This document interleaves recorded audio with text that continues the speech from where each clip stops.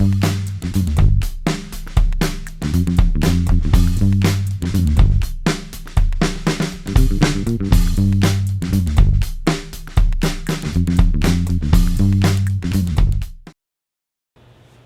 we're back at Unplanned. And welcome to all of you, great viewers and listeners of this podcast that looks at cities and how they work.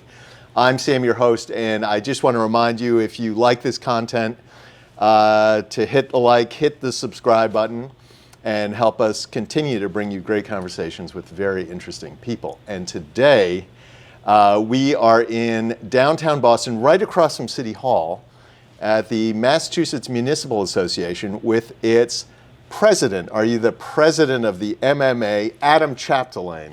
Executive Director. Executive Director of the Mass Municipal Association. And we are going to dig into municipal government in Massachusetts in this very interesting and challenging time where we're about to get a new administration. We're really looking out to try to understand where that administration is going to go. And we're going to try to understand the power of local government as it plays out here in Massachusetts. Adam, welcome to Unplanned. Thank you for having me. It's great to be here. Well, it's great to have you. It's really nice. And we've known each other for a long time now. It has been. Yeah. And you were a town planner in Arlington, Massachusetts. Is that right? You Town were manager in Arlington, yeah. You were the manager. I'm sorry. It's okay. It's all right. I'm sorry. I knew that, and I forgot that. It's all right. It's all right. And you were also president of the Metropolitan Area Planning Council, Correct. which I'm still a part of, and so you led that organization as well. So you have had a leadership role in some pretty key stuff going on. Yeah, I've been fortunate. I've been fortunate to be asked and willing to serve. Well, you also have the qualities of a leader, so that's a great thing. We are going to try to understand your role as executive director here at MMA. But before we do that, let's really just take an overview of where we are right now and how you're understanding your role here at MMA and kind of what the organization is doing and is trying to do as we go forward. Let's just jump right into it and really get into sort of the substance of it. And then we'll try to understand your day job, what your day job is. Yeah, sure. So I would start by saying the MMA, obviously we represent 351 cities and towns in Massachusetts. A lot of differentiation between those 351 cities and towns, right? We have Boston all the way to Mount Washington, Massachusetts, that has a population of about 200 people. So, and everything in between. So we do a lot of focus on Beacon Hill, but also Capitol Hill. And a lot of our connectivity to Capitol Hill and DC is with the National League of Cities.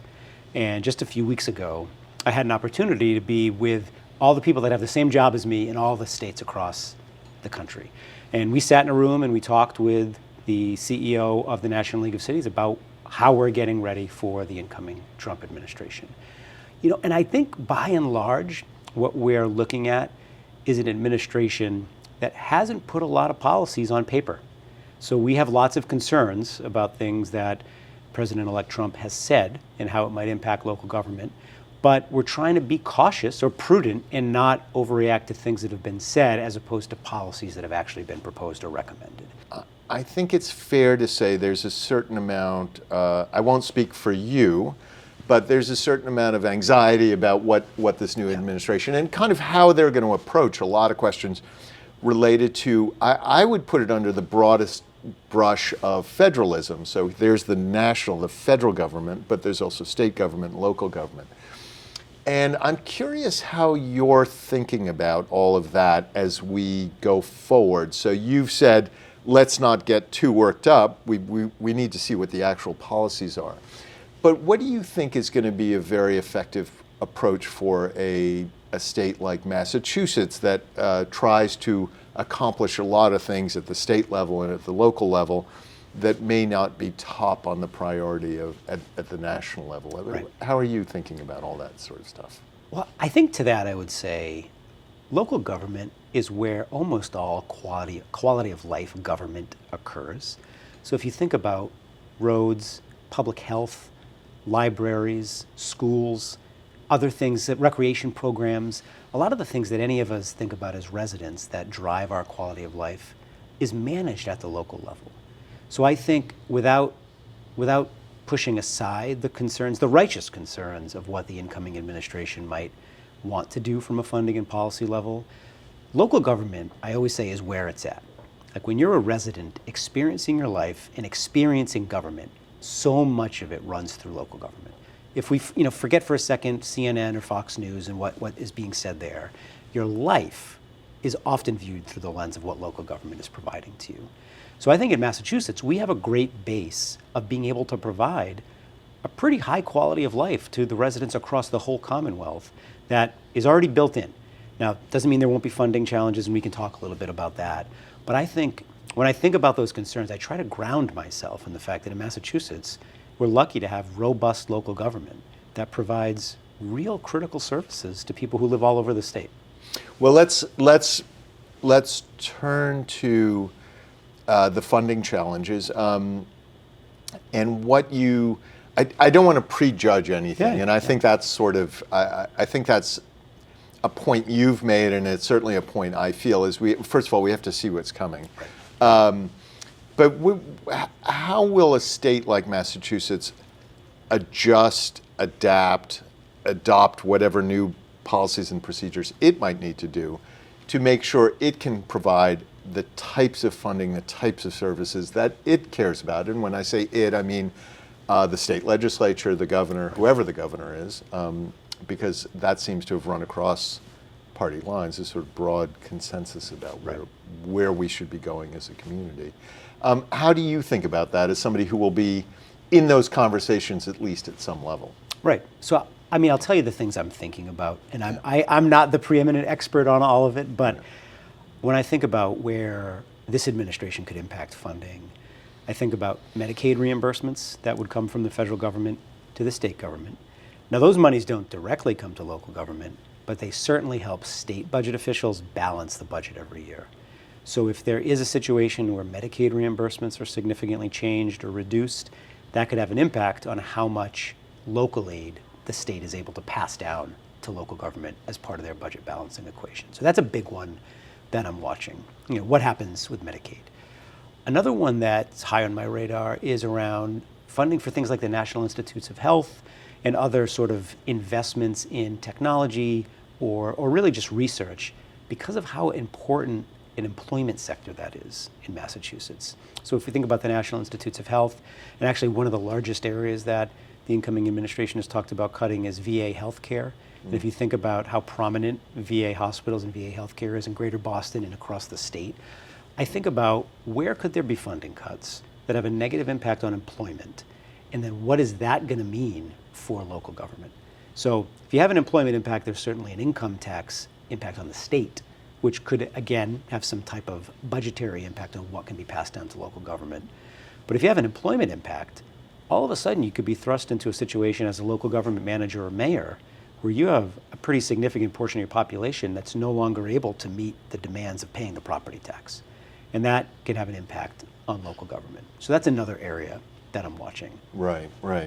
I know that the state legislature is in the process of sort of getting their priorities going and thinking about their future legislative agenda. What kinds of things are you following on Beacon Hill right now that's important that's important to you, that's important to your members, that's important to your organization? What sort of stuff have you been tracking in the state at the moment? So the bread and butter for us is it often comes back to funding. Yeah. So we track what we might be able to advocate for or what the state might be able to provide for what's called unrestricted general government aid to cities and towns. Right. We track school funding. Right. Schools are a big cost driver in communities. They're also maybe the biggest quality of life issue as people think about what city or town they want to live in.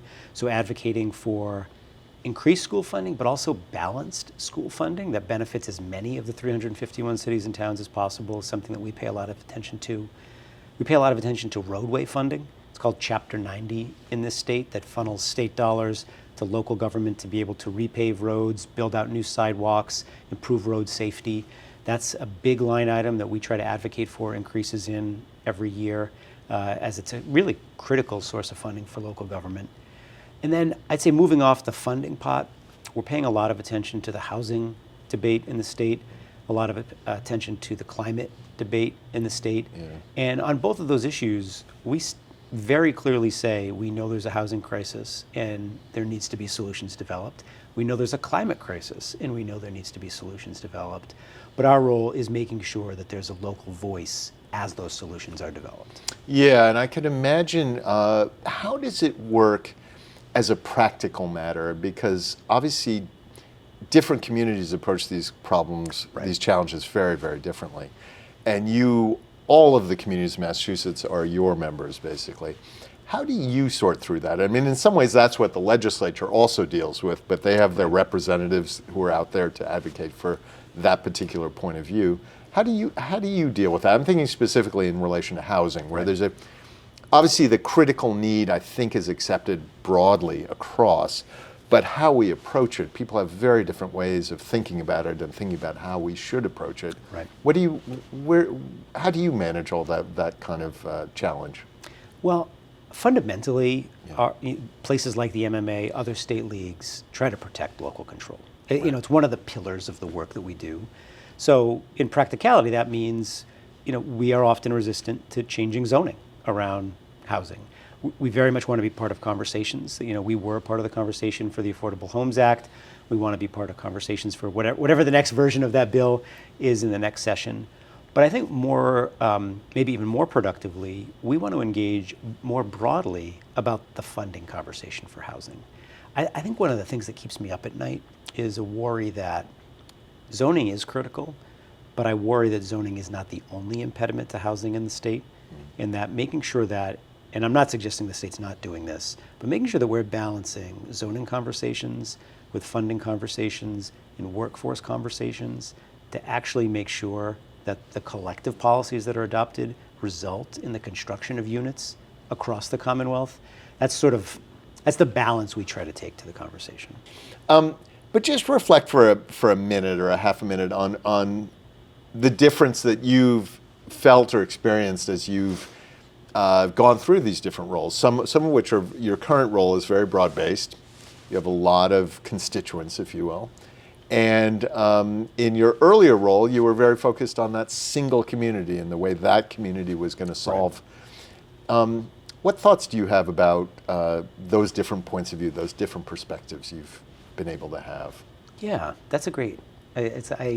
I'm buying myself time on how to answer that question, but I think there's both parallels and differences. Yeah. The parallels are, even just in one town, you have a lot of different opinions that you have to try to figure out how to navigate. Right. Whether they be from your elected select board or your town meeting members or even just residents at large that are going to come into City Hall or Town Hall and talk to you about an issue. I think the local government job prepares anybody well for figuring out how to navigate disagreement.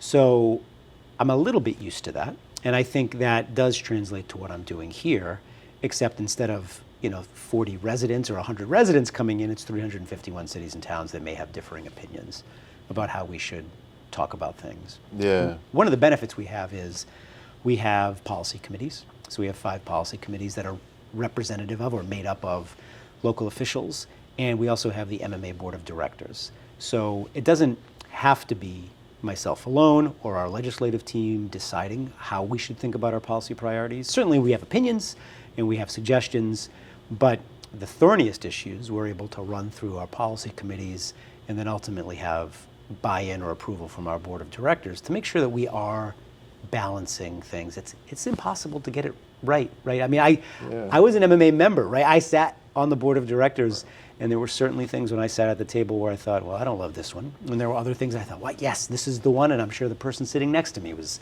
at that point thinking. Yeah. So, and I would never be so bold to think we nail everything. Yeah. But I think the structure we have here, where we include a lot of voice from different types of communities, helps us try to develop the best product that represents the interest of municipalities. And how does it work between the very largest cities in the state and then the really some very small communities? And some of these are very old communities. They've been there for literally hundreds of years, but they're tiny, and you don't have to go very far into central Massachusetts. And they aren't necessarily wealthy. and they may view things very, very differently, and they're Yes. dealing with a very different kind of problem in some ways than, say, a Boston or maybe a Worcester is, or a Cambridge or a Somerville or an Arlington. How does that work from your perspective? I mean, how do you balance those interests or those points of view? So, I mean, I think the high-level answer to that Yeah. is we try really hard to advocate for policies or funding formulas that lifts all boats, Right. which is not always an easy thing to do, right? The more complex a formula gets, the harder it is to understand, and then at times, the harder it is to actually get all those boats to rise with one tide. Right. But that's our core is to try to find formulas or approaches that benefit all. I mean, an example of something that I think benefits all, but that we've recently advocated for change to further sort of balance the benefit, is that Chapter 90 roadway money. Right, so you have these towns out in Western Mass. I'm looking at some of the names Sure. behind you. Yeah. Not a lot of humans, a lot of road miles. Yes. Good. And You're right. And the Exactly. Chapter 90 formula balances both people and miles. Yeah. And that doesn't necessarily meet the need of these local governments. So more recently, we've been trying to advocate for a rural road supplement that could help these cities and towns out. You know, I say Western Mass, primarily in Western Mass, Yeah. actually meet the need of what they have. So that's an example Right. of how we balance. But Yeah, I mean, no. I think it's important for me to note, you know, one of the challenges of this job is often I'll talk with someone from a bigger city that says, well, the MMA only cares about small towns. And then Interesting. it could be the same day, Right. I'll sit with somebody from a smaller town that says, well, the MMA just cares about the big cities and the mayors. Yeah. And I work, and the team works really hard Right. to dissuade people of that notion. Right. I mean, to some degree, maybe the fact that everybody thinks it maybe means we're doing our job right. Right. But the reality is the team here, the legislative team, the membership team, they really work hard. And I like to consider myself in that group to make sure we're balancing things and that the perspectives we're providing through our professional development and that the policies we're advocating for do as best possible to represent the diverse need of the Commonwealth. We were talking earlier about maybe some concerns about funding and changes as we change at the national level. Infrastructure funding. Are you at all worried? I mean, it seems anyway from where I sit, which is sort of outside of these conversations these days, that there was a big effort to push money into the states to help with roads, for example. Right. And that actually produced some real results. I mean, it was money on the ground that produced projects that could actually get finished. I could imagine that might be less prolific in this next few years, but I don't know. I mean, is that something that's also on your radar as you think about the state and the well-being of the state? On the radar, I would rate it as a slightly lesser worry than some of the other issues, only interesting. because, Interesting. I think Yeah. you probably, any of us could have seen this in popular press, but Right. we were reminded, Katie McHugh, who's our deputy director, got to get a briefing down in Washington, D.C. at a meeting a couple weeks ago.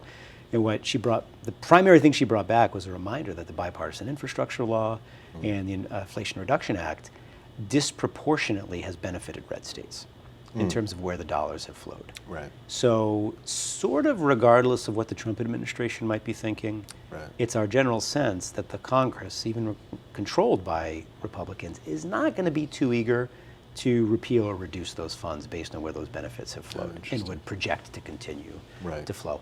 I mean, I can't sit here and promise you that. So it's a concern, but I think based on those dynamics, it's not an overwhelming concern. Yeah. New funding, I would put that in the concern bucket. Right. Right. There's clearly, from the proposed Department of Governmental Efficiency, there's clearly a push for reduced government spending. Right. And how that plays out in terms of infrastructure funding, I think is a super open question in this new administration. Yeah. But let's touch on one other issue that is out there and is challenging and hot button frankly, for all of us for lots of different ways and reasons. And that's the question of immigration, which has been in the national conversation now for well over a year and a half. I mean, for much longer than that. But there is a thought, perhaps a worry or a concern, that local governments will be asked to participate in ways that they might not want to, as it relates to people who are residing in their communities, living in their communities, or working in their communities. Oh, that's my broad way of saying they may be asked to report or deport or arrest or any one of those possible combinations of things.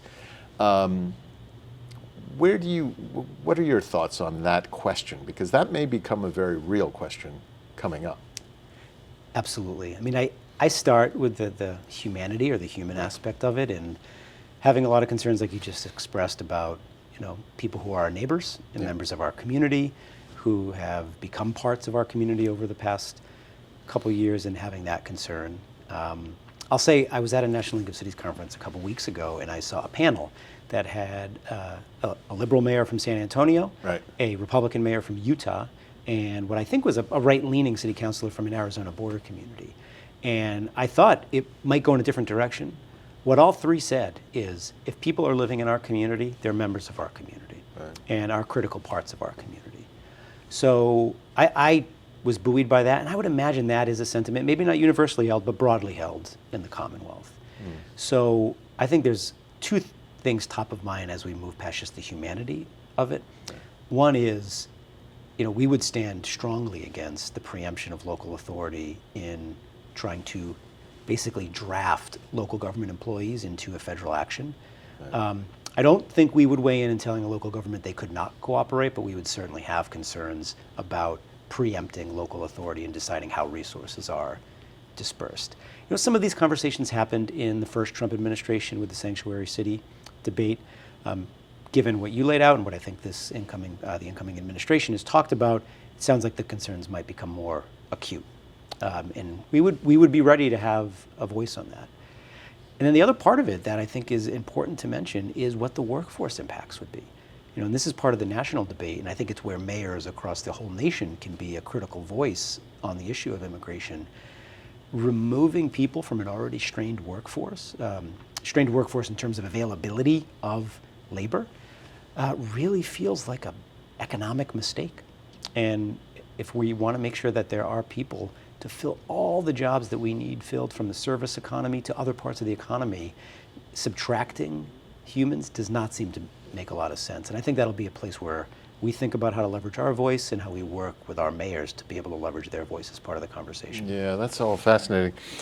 Where do you think, and I'm not a lawyer, but that whole question of federalism. So if the federal government did seek to draft local officials, whether they're local officials or a police department or whatever, to take action on what is a federal, I assume there are boundaries, at least in our constitutional structure, that could make that quite difficult if the local government did not want to participate. But I don't know enough to know about that.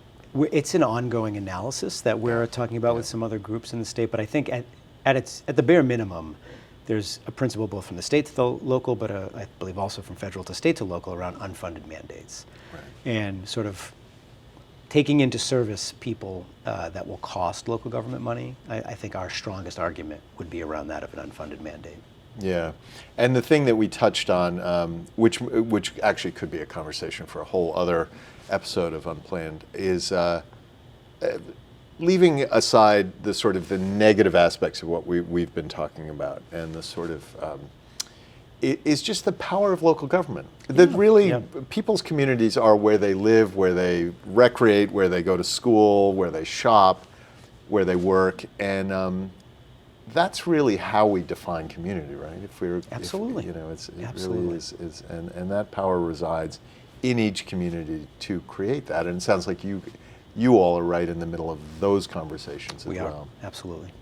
Well, Adam Chapdelaine, I really want to thank you for being on Unplanned. This is wonderful, and I would love to have you back on.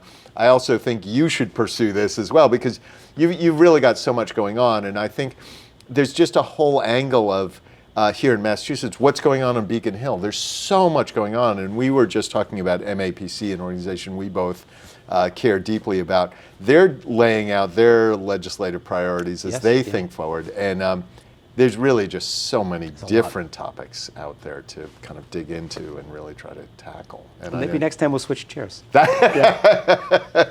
Well, you've been a wonderful guest. We'd love to have you back on, and thanks again. And we're filming this right before the holiday week, so happy holidays to you. Thank you very much. Same to you. Yeah.